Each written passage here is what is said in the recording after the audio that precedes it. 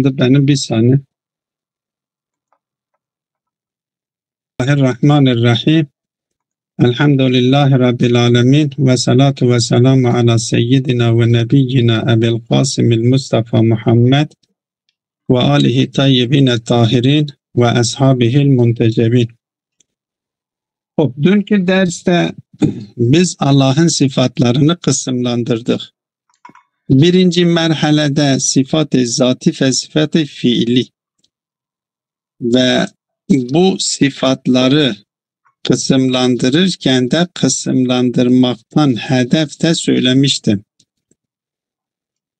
Müslüman düşünürlerin sıfatlar konusundaki ihtilaflarının o mahalle niza dediğimiz şey, o ihtilaf konusunun neresi olduğu noktayı belirtmek içindi. İlk önce bu noktayı belirtmek için geldi, sıfatları kısımlandırdı, zati ve fiili şeklinde kısımlandırdı. Fiili sıfatlar zaten ayrı olduğunu, çünkü fiile bağlıdır. Fiil gerçekleşmeden sıfatların gerçekleşmesi söz konusu değildir. Fiiller bir anlamda sıfat-ı fiili, fiilin ma'lulleridirler. Fiil gerçekleştikten sonra o sıfat Zat-ı Bari Teala o sıfatla vasıflandırılıyor. Fiil gerçekleşmedikçe o sıfat Zat-ı Bari Teala o sıfatla vasıflandırılmıyor.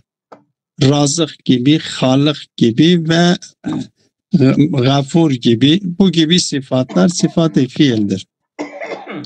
Fiil gerçekleşmeden Zat-ı Bari Teala'nın bu sıfatlarla vasıflandırılması doğru değildir. Dolayısıyla bu sıfatlar zattan ayrıdır. Burada bir ihtilaf söz konusu değildir. İkinci taksim sıfat-ı zatiyeyi ilk üç kısma ayırdı. Sıfat-ı zatiye, sıfat-ı hakikiye-i mahz, sıfat-ı hakikiye zatul izafe, zatul izafiye ve sıfat-ı izafiye-i mahz şeklinde kısımlandırdı. Üçüncü kısım izafe-i mahz niteliğinde olan sıfatlar ki işaret etmiştik. Alimiyet ve kadiriyet. Bu alimiyet ve kadiriyet sıfatları tamamıyla itibaridir. Yani izafi mahzdir, tamamıyla zihinseldir ve Zat-ı Bari Teala'yı bu sıfatlarla vasıflandırılması abestir, bir anlam taşımıyor. Dolayısıyla bunların da zattan ayrı, bırakın zattan ayrı olmaları, aslında zat bunlarla vasıflandırılmıyor. Bunlar nedir? Sadece sıfatla o zat arasındaki nisbetten intiza edilmiş olan mefhumlardır. Kendi başına bir varlıkları söz konusu değildir. Burada da bir ihtilaf söz konusu değildir. İhtilaf nedir? Sıfat-ı zati olan hakikiye-i mahz ve hakikiye-i zatul izafiye. Buradaki bu sıfatlar zatının aynısı mıdır? Ya zatından ayrı zaid-i berzat diyorlar. Zaidun ala zat. Yani zat kelimesinin ifade etmiş olduğu mana ve sıfat kelimesinin, sıfat sözcüklerinin ifade etmiş olduğu mana zihinde ayrı olduğu gibi algıda, burası dikkat edin, burası önemlidir. Ben zat kelimesini kullandığım zaman zihnimde bir algıyı ifade ediyor. Zihnimde şekillenmiş olan bir manayı ifade ediyor. Sıfat kelimesini kullandığım zaman, sıfat sözcüğünü kullandığımız zaman yine zihnimde o zatın ifade etmiş olduğu algıdan ayrı, o zatın ifade etmiş olduğu manadan ayrı bir manayı ifade ediyor. Yani sıfat kelimesinin sözcüğünün ifade etmiş olduğu zihnimdeki mana ile zattaki zat kelimesinin ifade etmiş olduğu zihnimdeki mana birbirinden farklıdır. Bu ki öyledir, yani zihinde öyledir. Bu bir merhale. İkinci merhale de bu her sıfat kullandığımız her sıfat için kullandığımız sözcüklerde her birisi diğerlerinden ayrı bir manaya, benim zihnimde ayrı olan bir manayı ifade ettiği kesindir. Kudret benim zihnimdeki manayı zihnimde olan bir manayı ifade ediyor ki ilim sözcüğünün ifade etmiş olduğu manadan ayrıdır.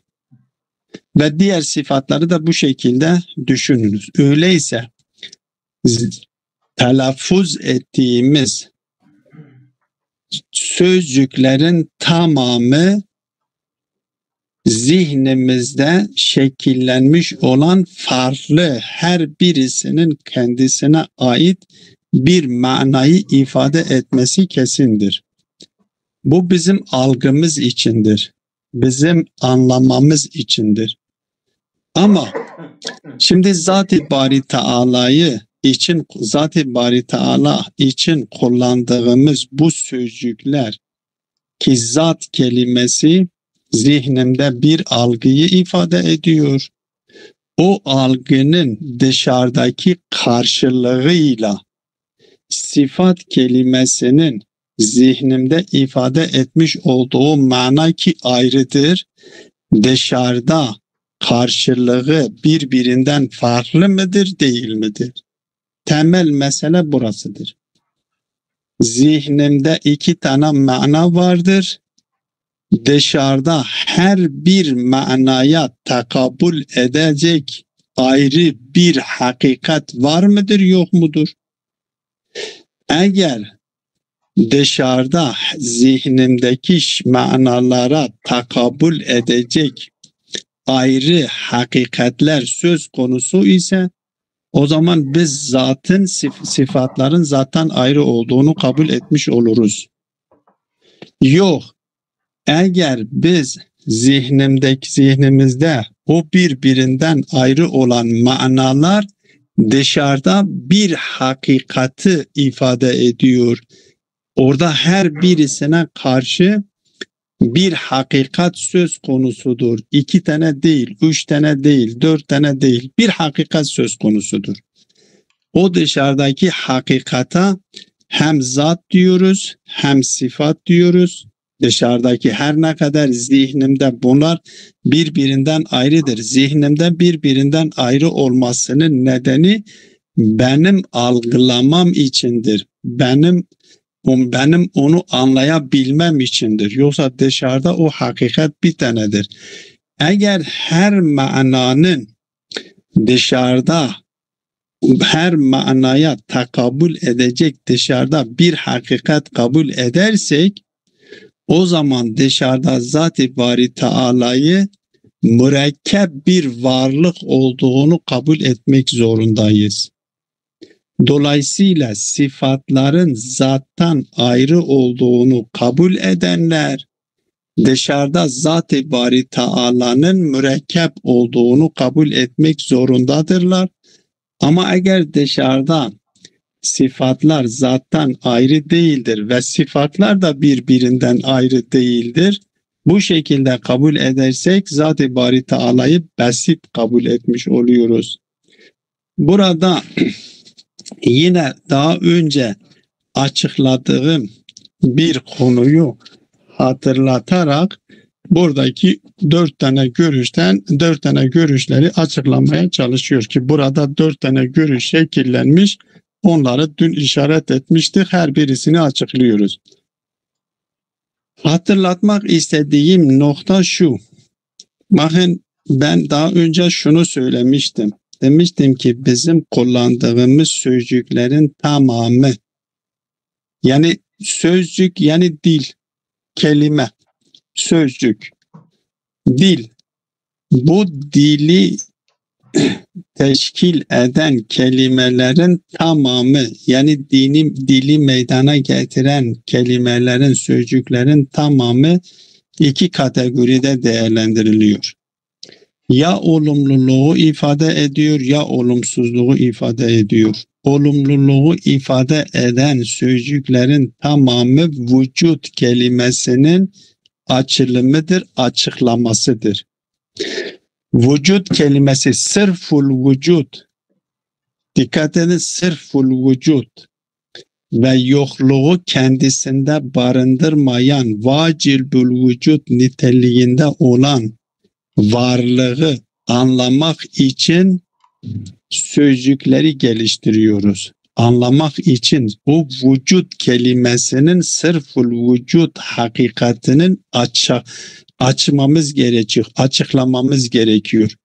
Onun için sadece ve sadece olumluluğu ifade eden, yani vücut manasını ifade eden sözcükleri kullanıyoruz.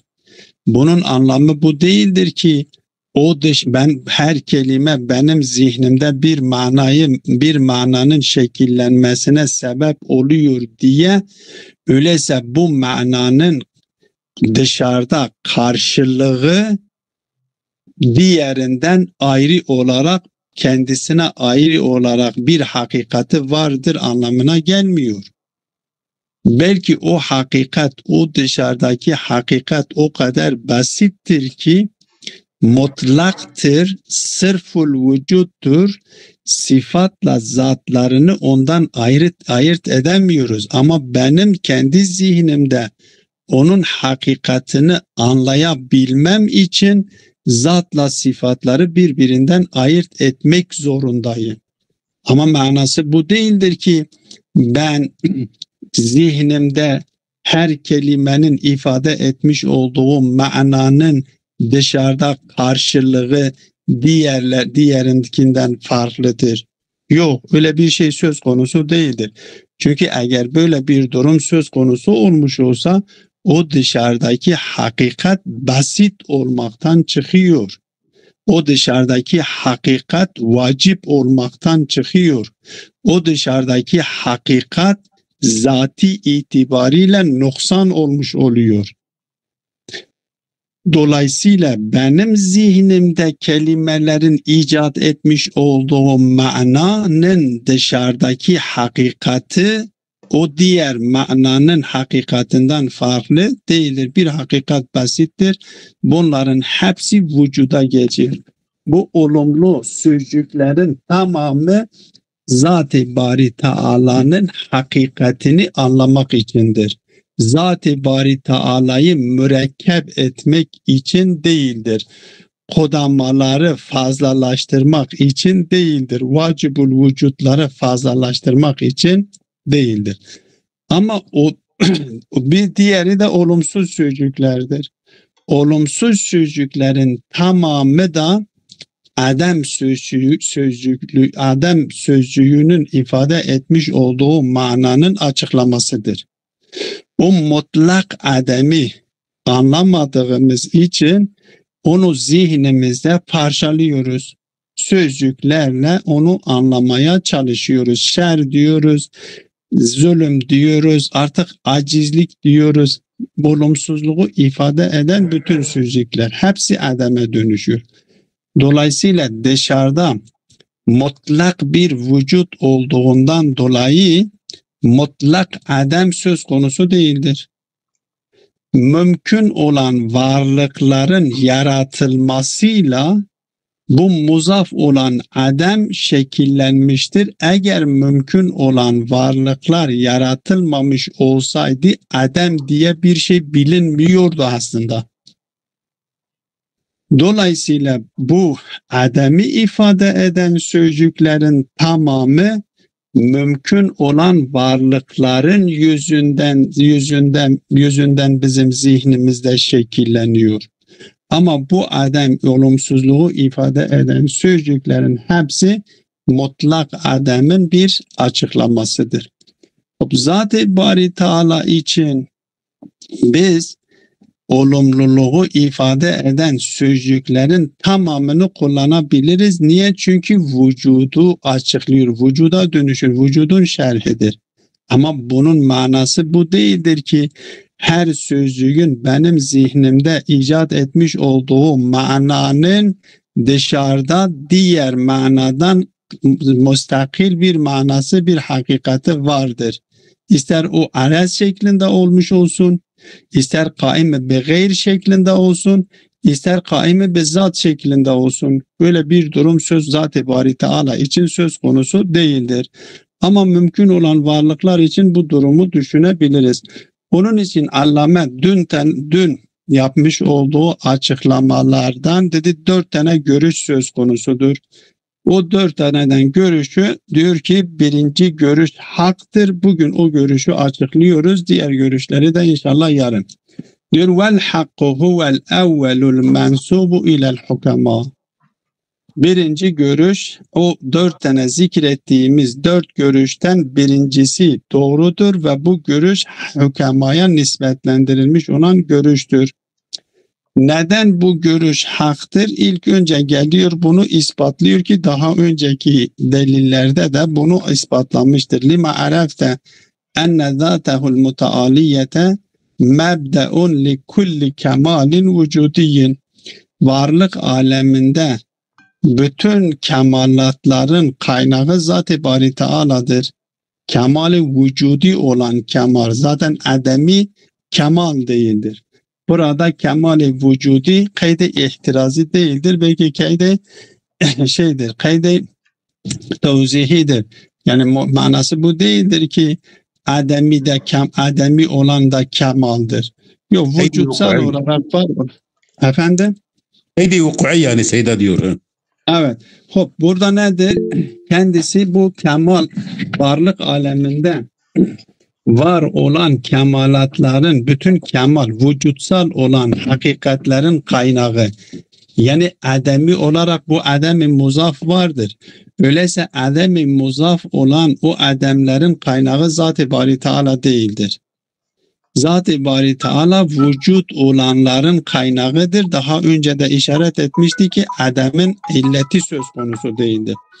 Ve fi zatihi ve mebde'ul kemali gayru fakidin lehu. Eğer kemalatın mebdei ise o zaman o kemalattan fakir değildir. O kemalata sahiptir. Ancak o kemalı nasıl açıklamamız gerekir? Terkip şeklinde mi, mürekkep şeklinde mi açıklamamız gerekiyor? Yoksa basit şeklinde mi bunu açıklamamız gerekiyor? Yani her halükarda kendisi Zat-ı Bari Teala sahip bu vücutsal kemalatların kaynağı olduğundan dolayı bu kemalatlara sahip olması gerekiyor. Ama nasıl sahiptir? Mürekkep şeklindedir yoksa basit midir? Diyor basittir. فَفِي ذَاتِهِ حَقِيقَةُ كُلِّ كَمَالٍ يُفِيدُ عَنْهُ. Kendisinden ifade edilen bütün kemalatlar onun hakikatinden vardır. Ancak bu hakikatler, bu kemalatlar ve huve el ayniyetu. Aynidir, gayri değil.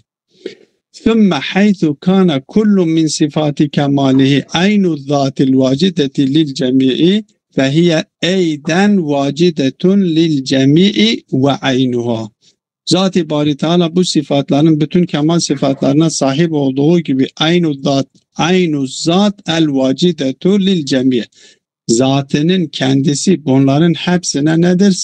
Sahiptir. Fehuve eyden vacidetun lil cemi'i ve aynuha. Aynı şekilde bu cemiye sahiptir. Bu cemi olanlar da onun aynıdır. Hatta kendisinin yani sıfatlar da birbirinden ayrı olmasına rağmen mesela ilmin ifade etmiş olduğu zihnimdeki mana ile kudretin ifade etmiş olduğu zihnimdeki mana birbirinden farklıdır. Ama bunlar Zat-ı Bari Teala'da bunlar birbirinden farklı değildir. El ilmu aynul kudre vel kudretu aynul ilm. El ilmu aynuz zat ve zatu aynul ilm. Bu şekildedir.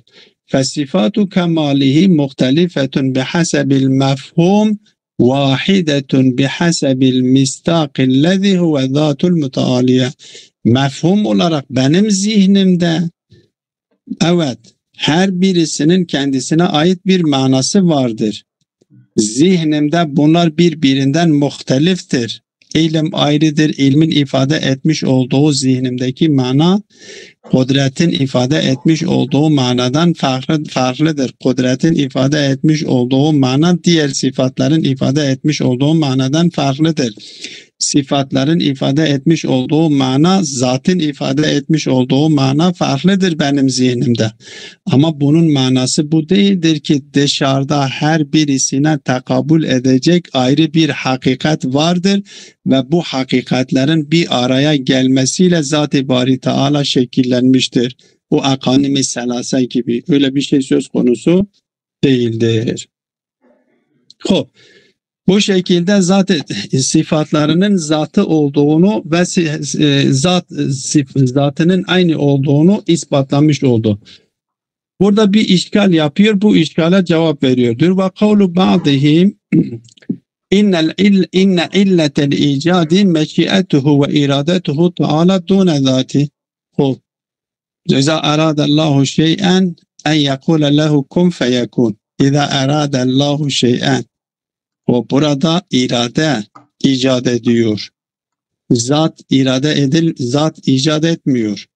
Pes burada icat neye isnat ediliyor? Zat-ı Bari Teala'nın iradesine icat ediliyor. İsnat ediliyor. Yani yaratılışlar, icat edilişler Zat-ı Bari Teala'nın kendisine değil, iradenin kendisine yapılıyor, nispetlendiriyor. Diyor ki bu o zaman nedir? Zat-ı Bari Teala bunu nasıl yapacaksınız? Zat-ı Bari eğer sıfat zatının aynısı olmuş olsaydı o zaman irade de zatının aynısı. Eğer irade sıfat-ı zat ise, eğer irade sıfat-ı zat ise o zaman zatının aynısı olması gerekiyor ve zatına nispetlendirilmesi gerekiyor. Ne iradeye nispetlendirilmiştir? Diyor ki bu kelamun la muhassele lehu. Aslında bu anlamsız bir kelamdır. Bir sözdür. Niye? Çünkü biz iradeyi iki halet dışında tasavvur edemiyoruz. Ya irade sıfat-ı zatidir ya irade sıfat-ı fiilidir. Eğer iradeyi sıfat-ı fiili olarak kabul edersek başta ifade ettiğim gibi sıfat-ı fiili fiil olduktan sonra o sıfatla vasıflandırılıyor. Öyleyse sıfatın kendisi fiilin ma'luludur. Fiil olduktan sonra Zat-ı Bari Teala o sıfatla vasıflandırılıyor. O zaman ma'lul kendisinin illetinden önce olması gerekiyor. Eğer irade onu vücut sıfatı fiil olarak kabul edersek ve irade o icat etmiş olsa sıfat olma itibariyle fiilden sonradır. O fiili icat etme itibariyle ondan önce olması gerekiyor. Bu tenakuzdur. Dolayısıyla sıfat-ı fiil değildir. Eğer sıfat-ı fiil alırsak icat edici değildir çünkü ma'luldür. Fiilin ma'luludur. Ama eğer iradeyi biz sıfat-ı zat olarak kabul edersek o zaman zat da zatının aynısıdır. O zaman biz iradeye nispetlendirdiğimiz zaman yani zatına nispetlendirmiş olmuş oluyoruz hakikaten. Eğer biz desek irade zaten ayrıdır dersek bunun lazimesi budur. Biz bu icadı zatına isnat ettiğimiz zaman mecaz olması gerekiyor. Ve hiç kimse bunun mecaz olduğunu kabul etmiyor. İradesine isnat edildiği zaman yani zatına hakikaten zatına isnat edilmiş oluyor. Çünkü zatı tarafından o vücut veriliyor. İrade ederek o zatı tarafından o vücut veriyor. Dolayısıyla icadın zatına iradesine isnat etmekle beraber zatına hakikaten isnat etmiş oluyoruz. Dolayısıyla bu söylemen, bu itirazın hiçbir anlamı söz konusu değildir. Ve inne iradete inde hadal kail. Bu itiraz edenin yanında imkanet sifeten zatiyeten hiye aynul zat. Eğer sıfat-ı zati olarak kabul etmiş ise zaten biz ispatladık ki zati olan sıfatlar zatının aynısıdır. O zaman zatı onu icat etmiş oluyor. Kanet nisbetül icadi ilel iradeti aynü nisbetihi ile zat. İradeye isnat etmek, zatına isnat etmektir hakikaten. Felem yati bi ta'ilin. Bunun bir manası, bir faydası söz konusu değil. Ve in kanet min sifatil fiil el muntazi'ati min makamil fiil. El muntazi'atu min makamil fiil. Yok, eğer biz bunu sıfat-ı fiil olarak kabul etsek, fiil makamından yani fiil icat edildikten sonra bu Zat-ı Bari Teala'yı bu sıfatla vasıflandırabiliyorsak, velil fiili tekaddumun aleyha, o zaman fiil ondan önce olması gerekir. Ve isnaduhu fi vücudihi ileyha, bu sefer o fiilinin vücutsal olarak o iradeye isnat edilmesi tekaddumul ma'lul alel illa ve huve muhal. O zaman illetin ma'lulden önce olması lazım gelir, bu da muhal. Bu bir delil reddediyor. Ala enne lazım hadal kavl. Eğer biz gerçekten bu icat edilen şeylerin hepsini biz iradeye ait olduğunu söylersek bunun lazımesi budur. Kavnu nisbetil icadi vel halk ileyhi ta'ala mecazen. O zaman Zat-ı Bari Teala'ya nispetlendirilmesi mecaz oluyor. Hiç kimse de bunu kabul etmemiştir. Dolayısıyla İraden eğer biz sıfat-ı zati olarak kabul edersek zatının aynısıdır. Öyleyse icat eden zattır. Eğer fiil olarak kabul edersek o zaman ma'luldür. Yine icat edilen zata isnat edilir. Dolayısıyla bu görüşe göre ki hukamaya nispetlendirilir. Diyor ki sıfatlar, bu nokta önemlidir. Yani bu görüşteki temel nokta burasıdır. Sıfatlar, zat, sıfat her birisinin zihnimizde oluşturmuş olduğu manalar birbirinden farklıdır. Ama bunun manası bu değildir ki bu zihnimizde oluşmuş olan manaya takabül edecek ayrı hakikatler dışarıda söz konusu olmuş olsun. Belki bunu zihnimizdeki olan bu manaların tamamı dışarıda bir hakikatin açılımıdır, açıklamasıdır. Ve sallallahu ala Muhammedin ve alihi tayyibine tahirin. Teşekkür ediyoruz. Allah razı olsun. Asabakumullahu hayrin kesira.